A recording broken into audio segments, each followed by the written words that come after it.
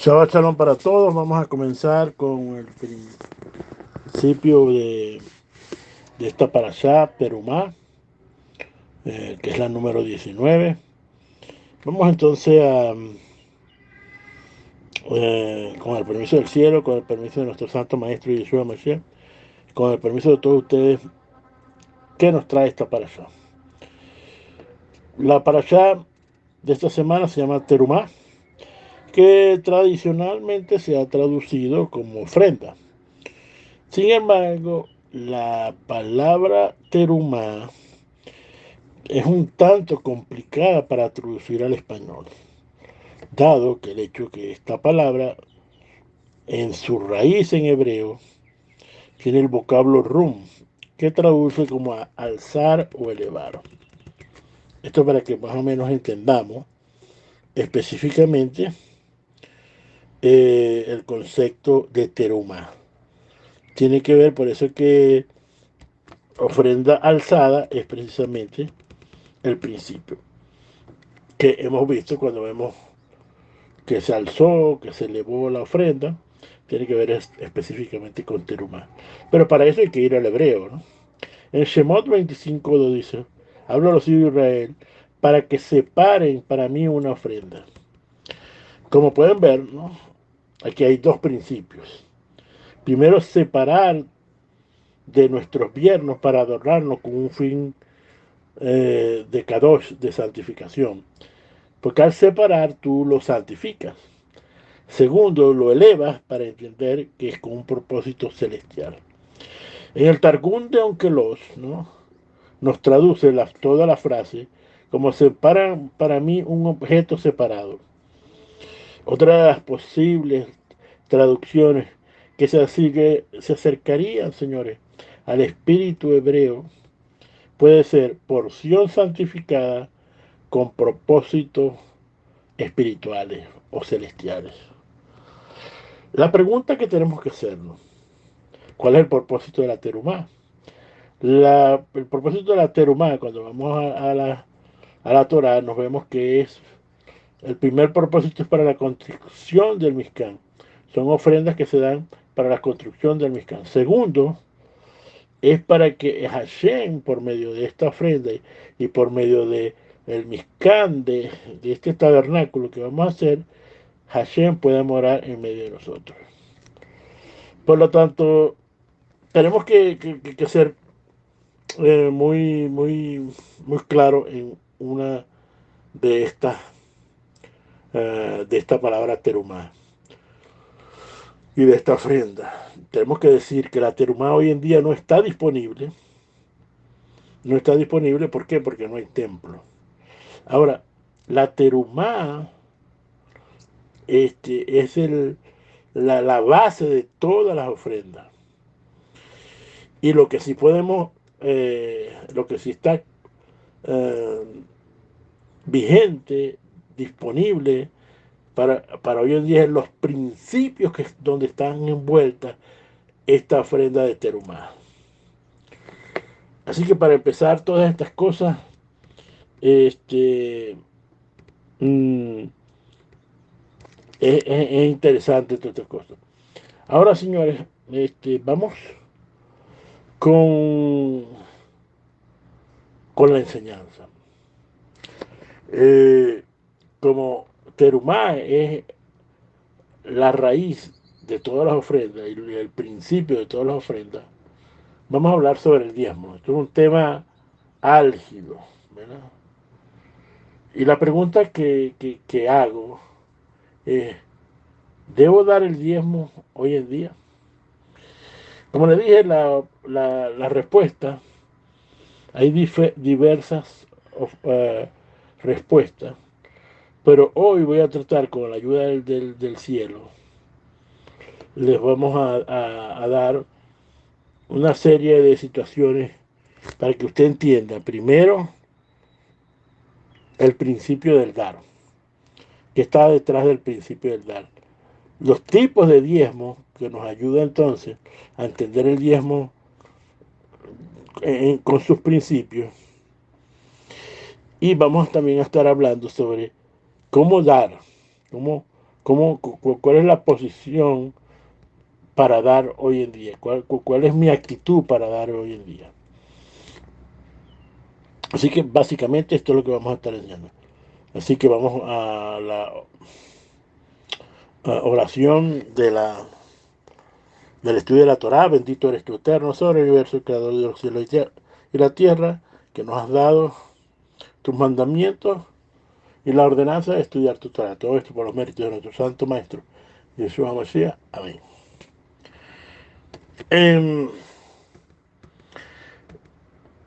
La Torá legisla al pueblo de Israel a dar diezmo. Que diezmo es el 10% de las ganancias que tú has recibido. Por supuesto que este principio era dentro de Israel, ¿verdad? Para judíos, ¿verdad? Y con la construcción del templo.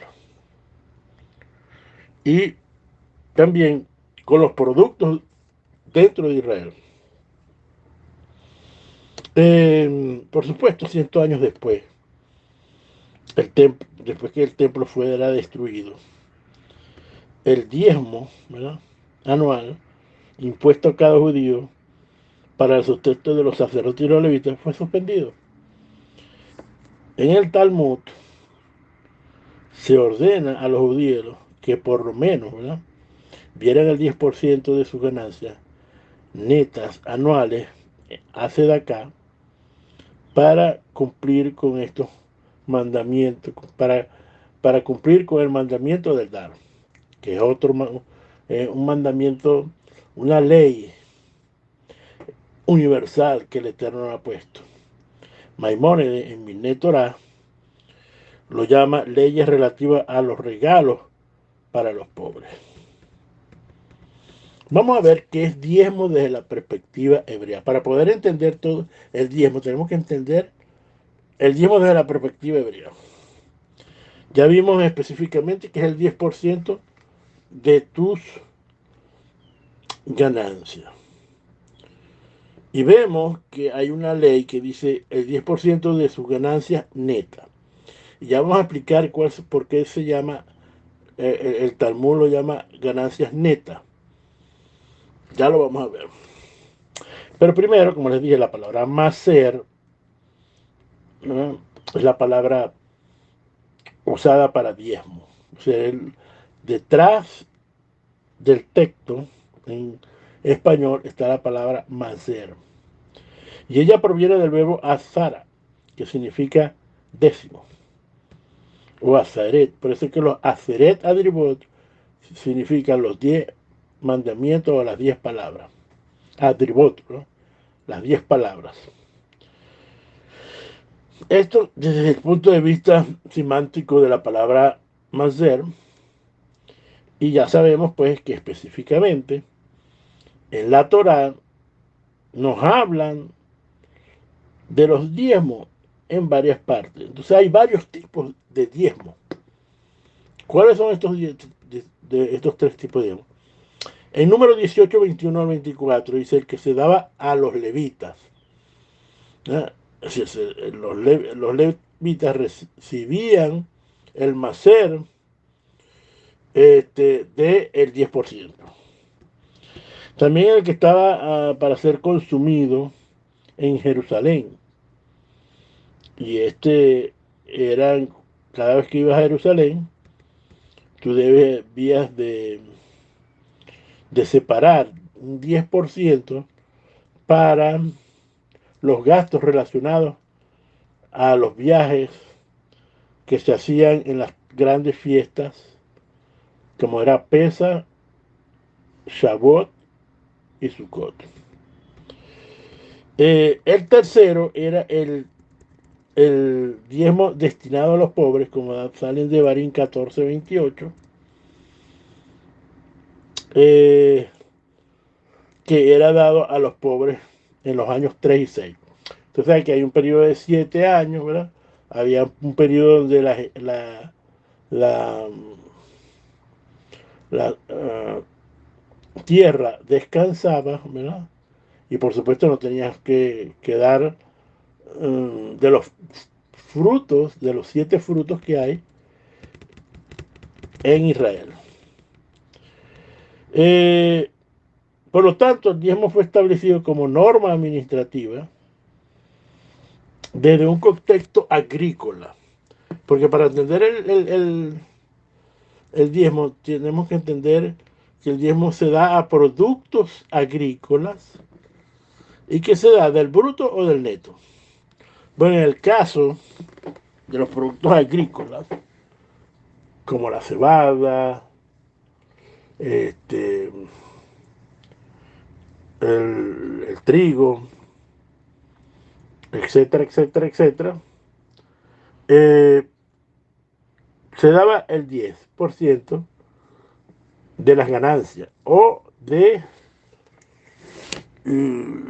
los frutos. Tenía que dar el 10% de los frutos que tú habías cosechado. Y ese dinero, ¿verdad? Tú perdón, la cosecha era cambiada por dinero porque había gente que no podía llevar, por las grandes cantidades de cosecha que tenía, no podía llevar la cosecha en sí. Esto es para que ustedes entiendan específicamente por qué se daba dinero, porque probablemente era muy difícil llevar, no sé, si tú tenías una tonelada, ¿verdad?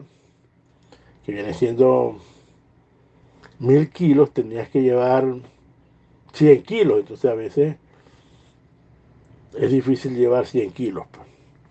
Pero en dinero era totalmente diferente. Por eso es que los levitas, ¿verdad? Que eran encargados de servir, recibían estos diezmos, ¿verdad? No todos los años, porque habían años de cosecha. Por eso es que decía de que quien daba el diezmo, ¿verdad? En el año que no tenía que cosechar, el Eterno les... Habían años donde el Eterno, la cosecha era el doble. Así que si él cosechaba 1000 kilos en ese año donde iba para la tierra, sucedió un milagro y eran 2000 kilos, ¿entiendes? Sí, el doble. Para que entonces tú llevabas el 10% de eso, pero te iba a quedar para ese año sabático, como se dice. Eh, entonces, los levitas, de, por cierto, tenían que entregar los diezmos de diezmos, como aparece en Nehemías 8, 26, 32. Y este diezmo debía ser exclusivamente para el templo, como dice Deuteronomio 12, 6, 11 al 17. Y en Deuteronomio 14, 22, diezmarás todo lo que tu tierra produjera. ¿Y qué era lo que producía la tierra? Bueno, los productos como específicamente el trigo, la cebada, el higo, la granada, las aceitunas, dátiles y miel. Estos son los 7 que aparecen en Deuteronomio 8:8. Bueno, básicamente hemos visto lo que pasaba con los diezmos. Ahora, como dijo, ¿era del neto o del bruto? Es decir, tenías que sacar los gastos ocasionados por la cosecha, es decir, los hombres que tú habías trabajado, que habían trabajado por 3 meses, todos los productos que usaste, y ahí entonces tú debías pues recortar todo eso y entonces te daba un neto y de ahí dabas el 10%. Esa era la manera como se manejaba en los tiempos que estaba el templo. Por lo tanto, podemos ver que el diezmo tiene una connotación agrícola y que específicamente vemos que el diezmo que se llevaba al templo tenía ciertas características que hemos hablado en términos generales. Ahora, el diezmo hoy en día, la pregunta más difícil que mucha gente no quiere ni siquiera contestar o te le da vuelta. Yo, con el permiso del cielo, les tengo que decir que las leyes del diezmo hoy en día están en stand-by. ¿Qué significa eso? Que el mandamiento del diezmo para los levitas, que es el número 1, está en stand-by. Y el diezmo para ir a Jerusalén, ¿verdad? Para las fiestas, para ir al templo durante la fiesta, también está en stand-by porque no hay templo, no hay celebraciones en el templo, por lo tanto, estos dos están eh, de alguna manera puestos en stand-by. Por lo tanto, el mandamiento del diezmo hoy en día no es obligatorio, no es obligatorio. O sea, actualmente no es obligatorio estos dos diezmos que he hablado. ¿Por qué? Porque solo aplica para Israel, el templo y los levitas. Solo aplica para los 7 frutos que se dan en Israel. Y solo, obviamente, aplica al judío. Entonces, lo que les quiero decir que el Maser Rishon, primer diezmo, específicamente está en stand-by. Había una terumá, por eso es que estamos hablando del diezmo, porque del Maser Rishon había una terumá, una porción para el Cohen, del 2% del cultivo. Luego de separar el 98% para el levita, que era el 10%. Total era el 10%.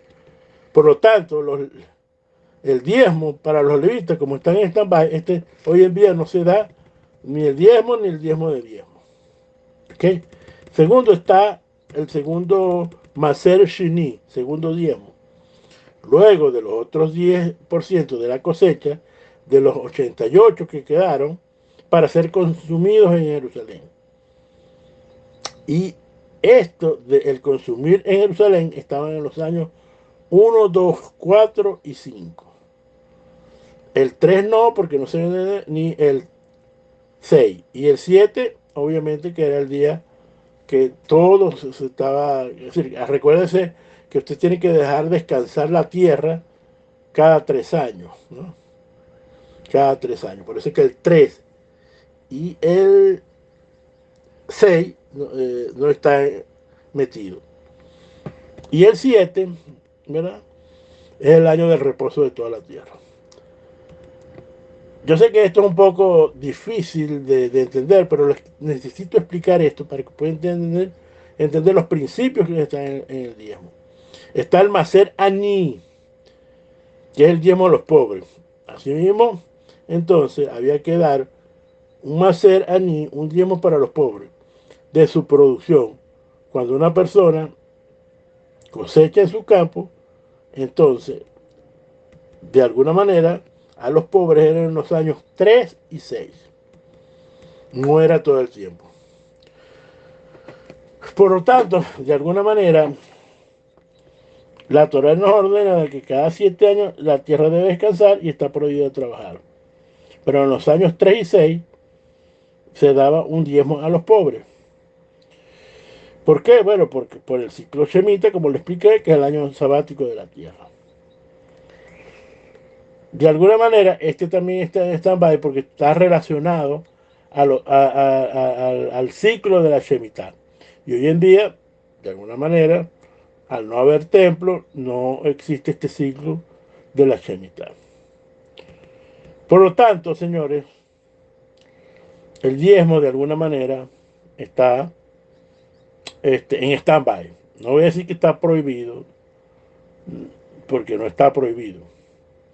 Ahora, queda el Maser Kesafim, que es el diezmo sobre el dinero. Y su origen remota a la Torá, antes de la Torá, donde podemos encontrar el ejemplo de Abraham, Isaac y Jacob.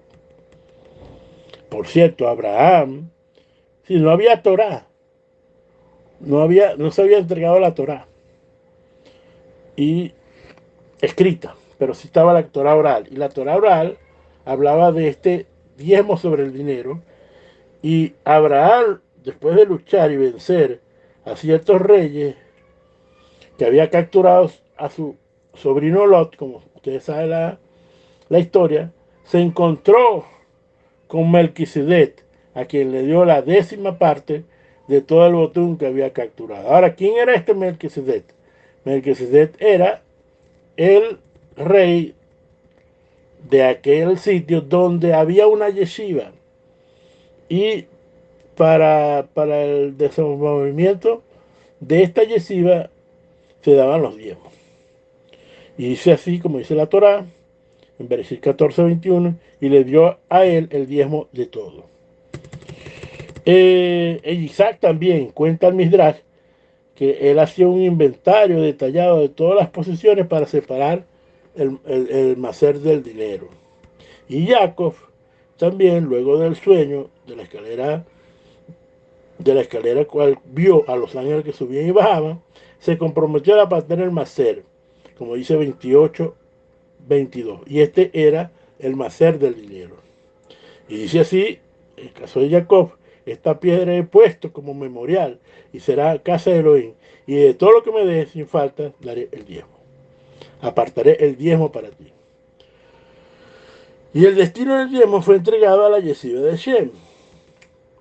Otro de los principios del macer del dinero aparecen en Tefelín 24. Dice, el eterno es del eterno es la tierra y todo lo que está en ello.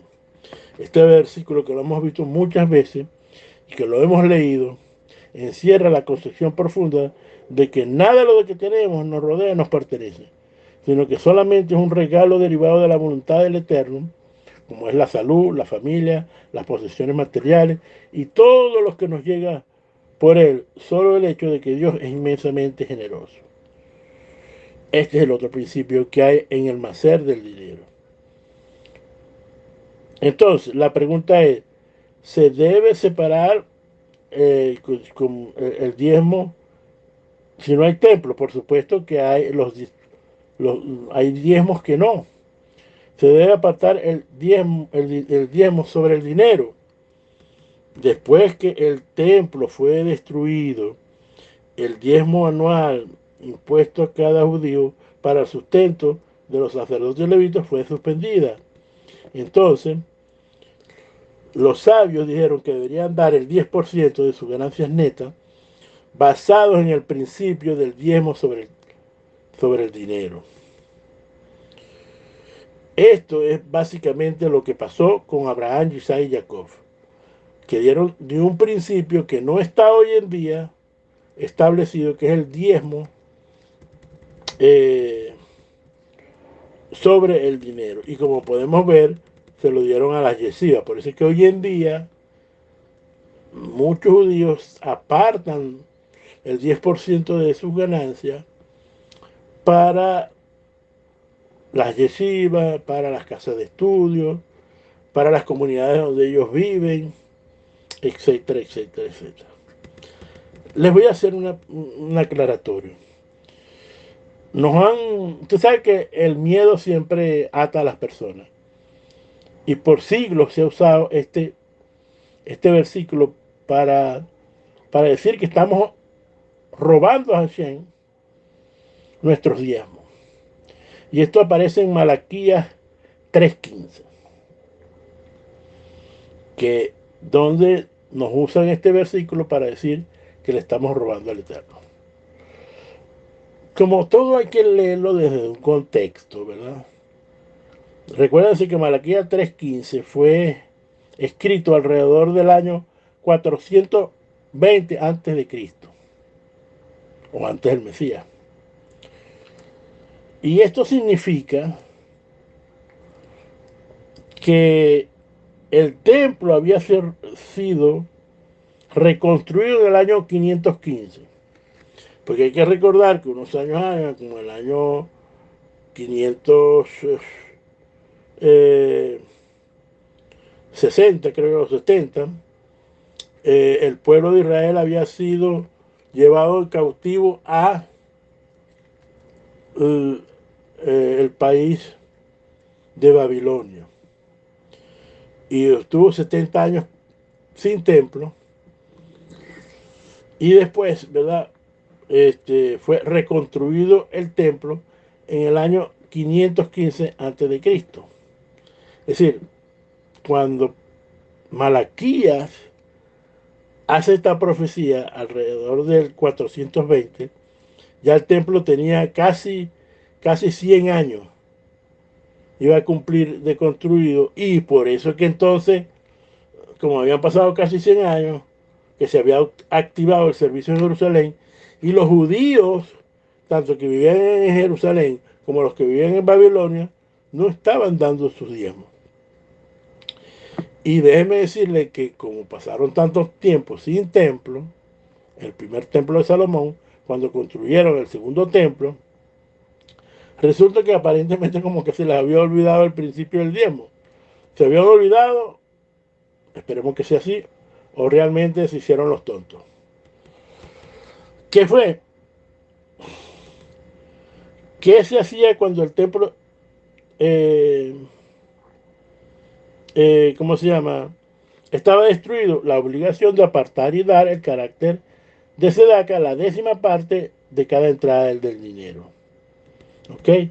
Pero cuando el mandamiento, como el caso de Malaquía, que estaba construido, había que cumplir con los 3 diezmos establecidos por la Torá.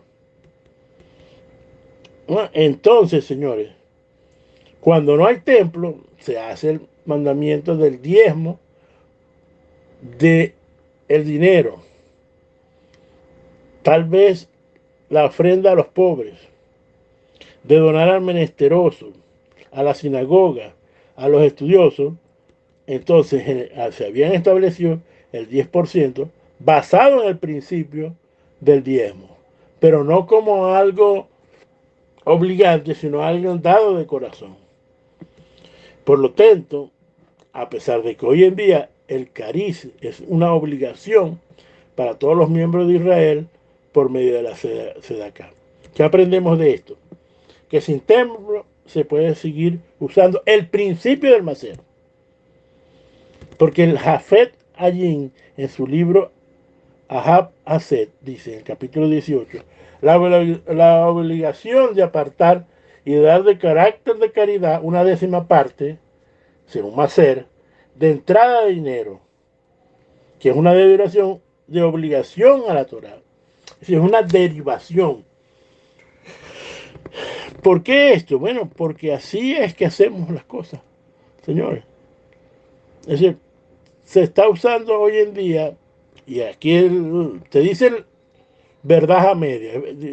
Mucha gente, estos mutiladores de la Torá, que andan por donde quieren, que dicen el diezmo está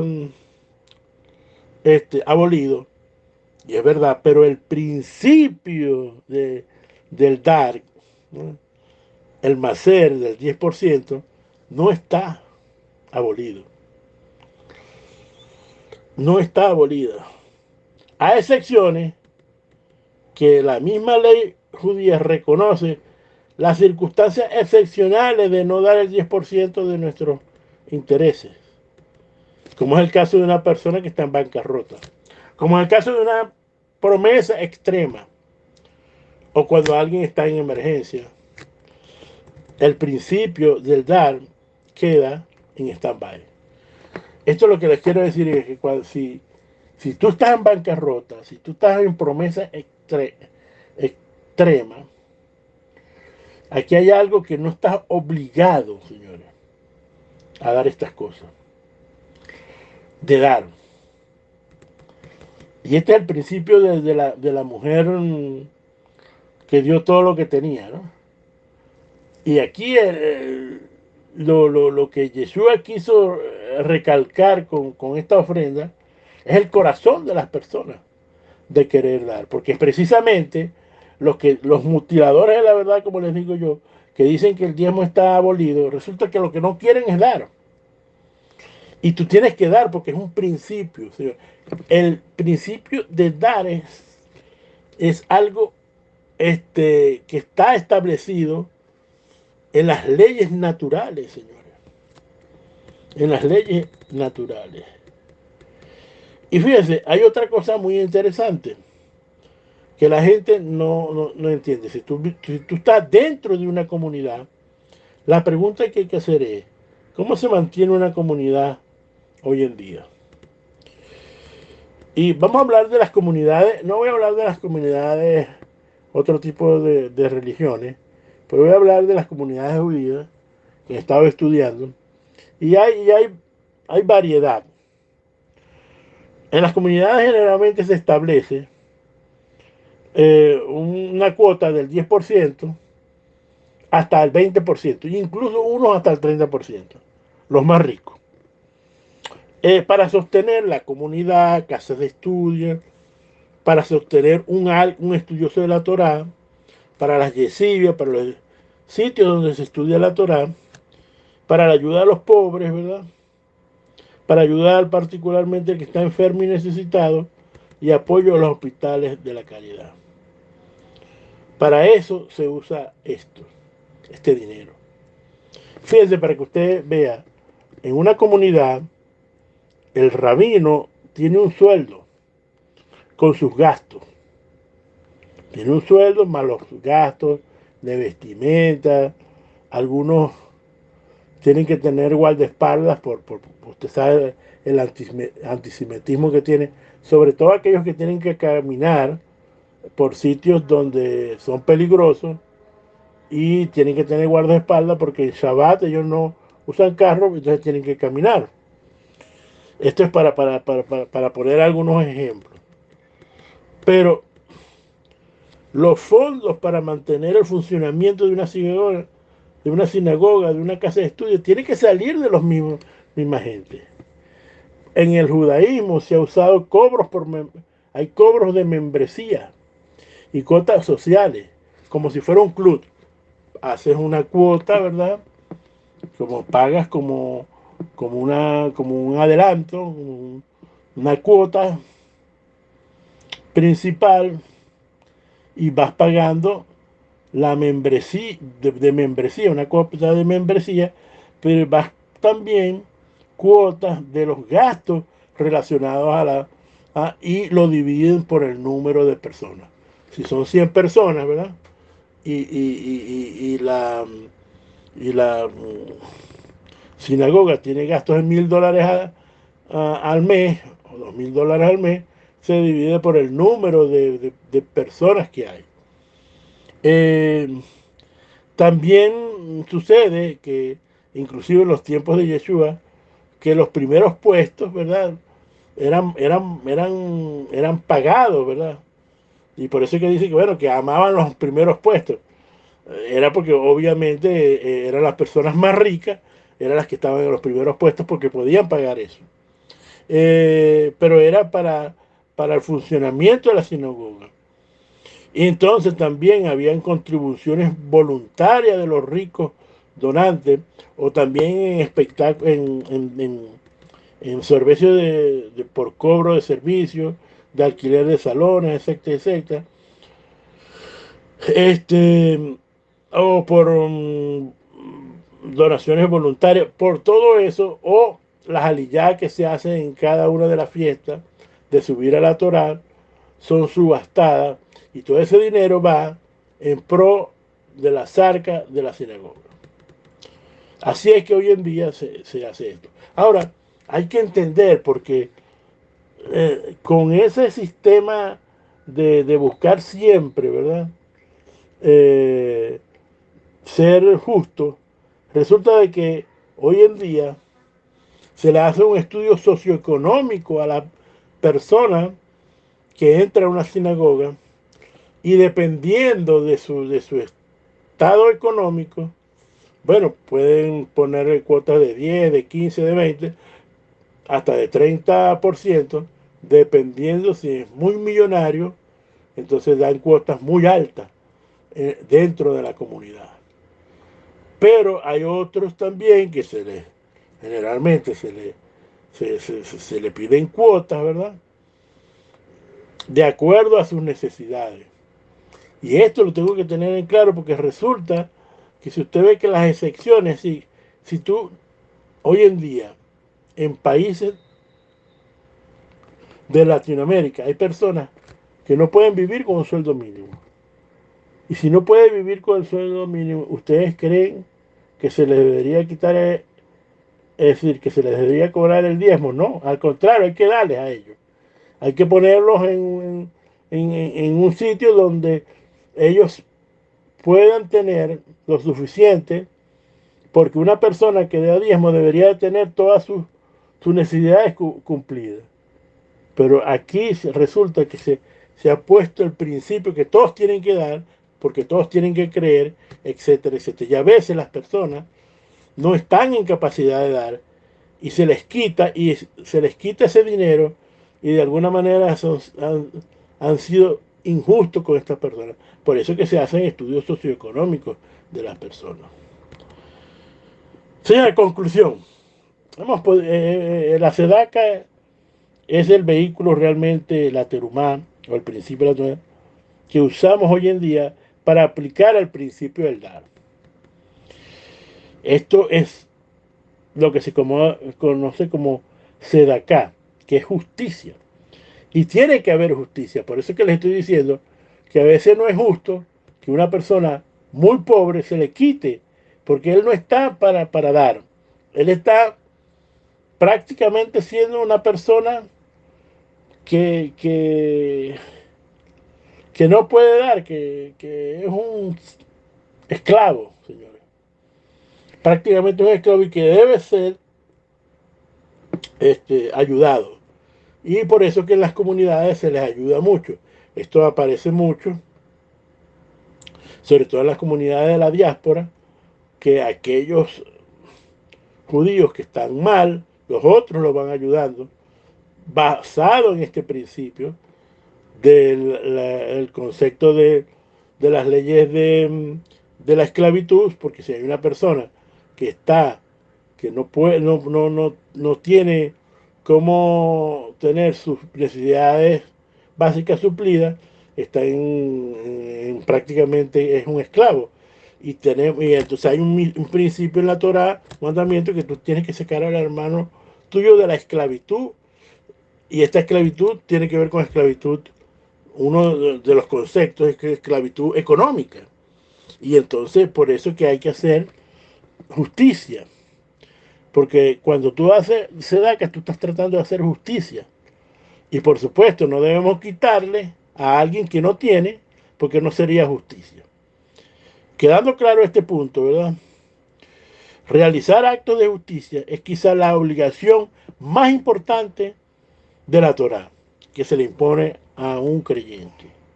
Por eso que en Deuteronomio 16:20 dice, Sedec, Sedec perseguiré. Justicia, justicia perseguirá. Instruye la Torá en Deuteronomio 16:20. Por lo tanto, de la perspectiva del judaísmo y de la Torá, quien da Sedacá está actuando con justicia. Uno que no lo hace es injusto. Entonces, cuando tú tienes la manera de hacerlo, estás siendo injusto. Y entonces la ley judía considera que esta falta de justicia no es solo por ser tacaño, sino de alguna manera está incumpliendo la Torah y es ilegal que una persona entonces quite a alguien que no, quitándole el dinero a una persona que realmente no tiene. ¿Qué dice la Torah sobre el dar? Bueno, podemos ver un principio que vemos en nuestros libros, en Hechos 20:35, que dice, en todo os he enseñado que trabajando para sí se debe ayudar a los más necesitados. Miren el principio del dar. Y recordar las palabras de Yeshua que dijo, más es bienaventurado es dar que recibir. Por lo tanto, señores, siempre es mejor dar. Siempre es mejor uno darle al pobre que nosotros estemos en la situación de que tengan que darnos a nosotros porque tenemos una esclavitud económica, porque somos pobres. Y, y de alguna manera hay reglas para el dar, es que hay que hacer tesoros en el cielo. ¿Y qué significa que hay que dar tesoros en el cielo? Es precisamente el principio del dar para recibir, de ayudar a los necesitados, señores, de donde se enseñe la Torá, puramente ayudar a estas personas que están en este campo, ¿no? De ayudar a alguien que no pueda estudiar Torah y tú lo patrocinas, si podemos decir esta palabra. Eso es hacer tesoro en el cielo. De agarrar así como una terumá, separar algo con bienes espirituales, con bienes de hacer un bien a alguien desde el mundo, desde que él pueda estudiar Torah, de que él pueda ir a hacer un X circunstancia, de ayudar a una persona a que haga su negocio para que pueda tener y él esté también en la capacidad de dar. El que está enfermo, el que está en las cárceles, son personas que de alguna manera le privan de libertad y a tener privarle de libertad no puede trabajar. Y si no puede trabajar es obviamente que la persona entonces no tiene dinero. Entonces, ayudar al más necesitado. Ya sabemos que los más necesitados son las viudas, los huérfanos, los pobres. Y cuando tú das, haz tesoros en el cielo, ¿no?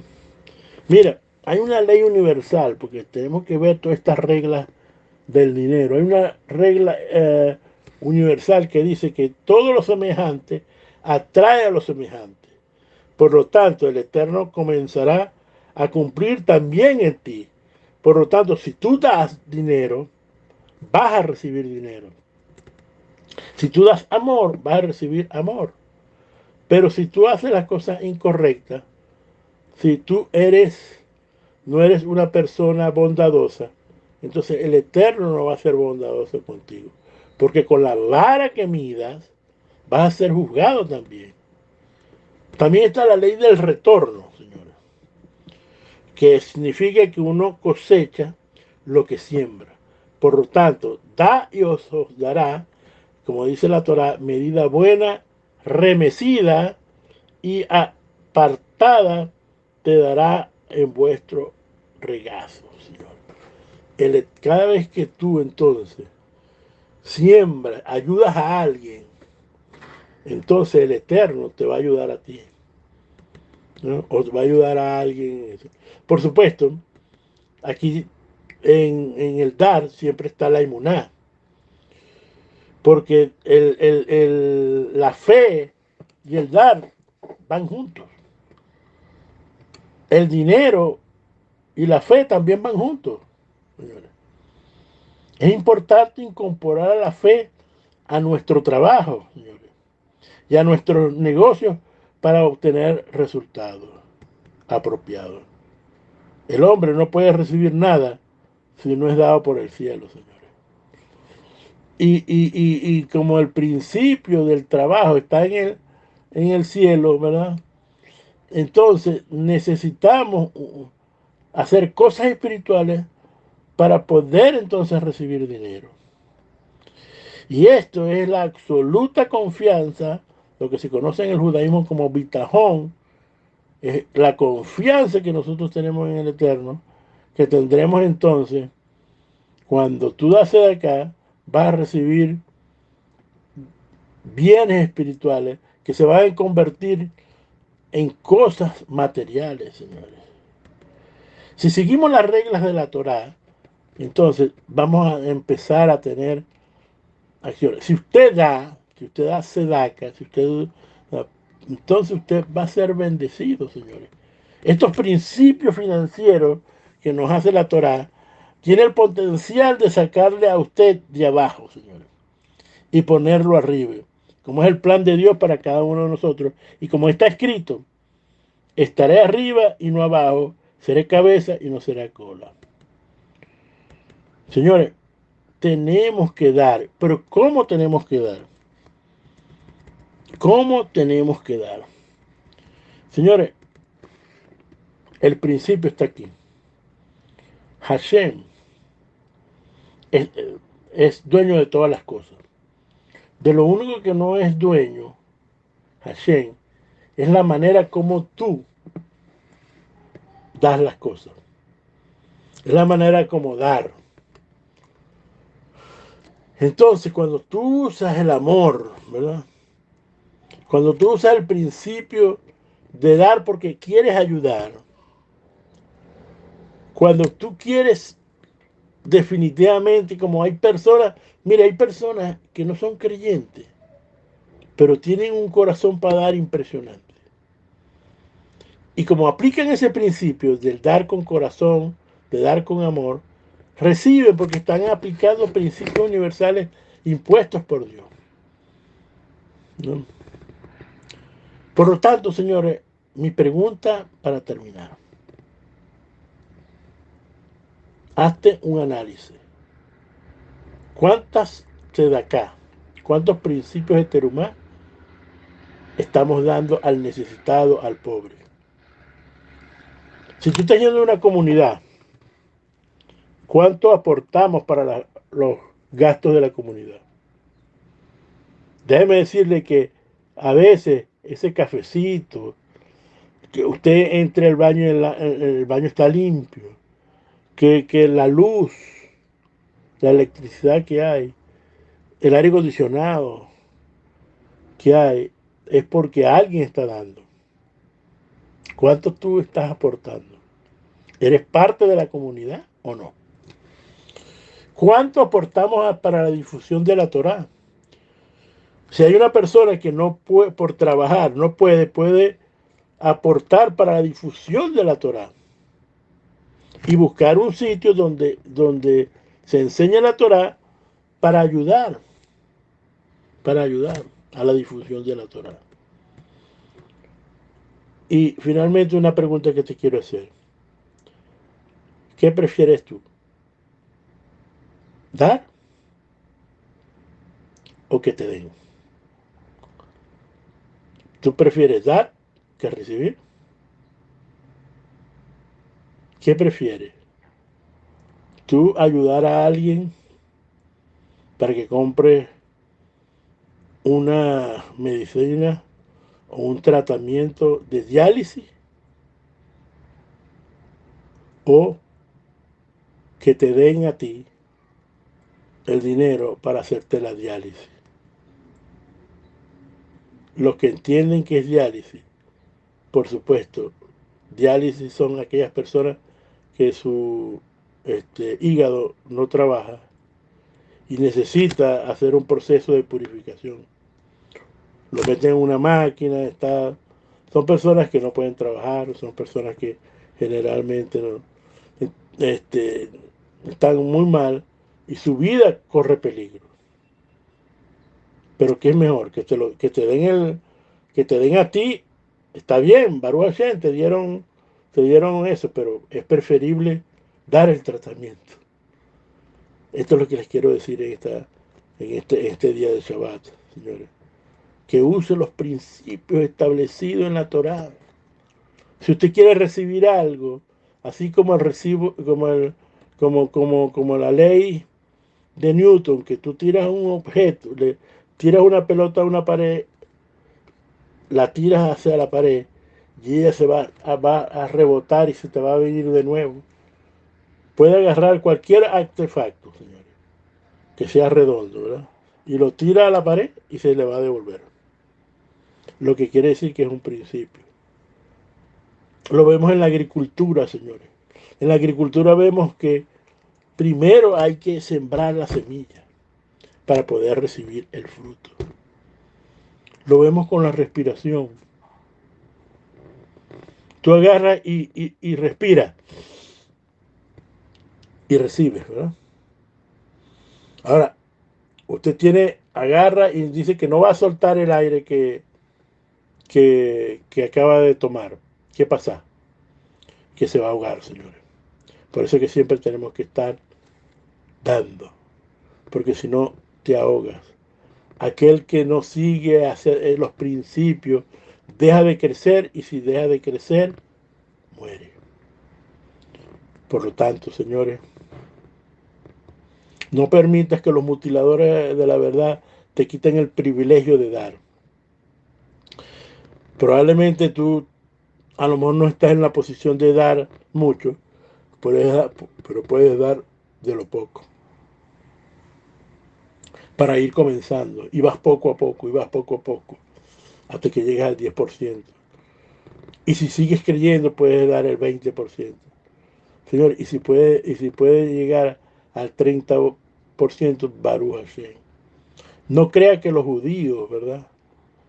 Que han estado por generaciones usando este principio, son millonarios del día a la noche. No, son generaciones y generaciones cumpliendo los principios de la Torá para entonces establecer. Entonces comienza tú hoy para que en el futuro un nieto o un bisnieto, ¿verdad?, pueda recibir, ¿verdad?, el principio entonces del dar que tú implantaste en tu familia.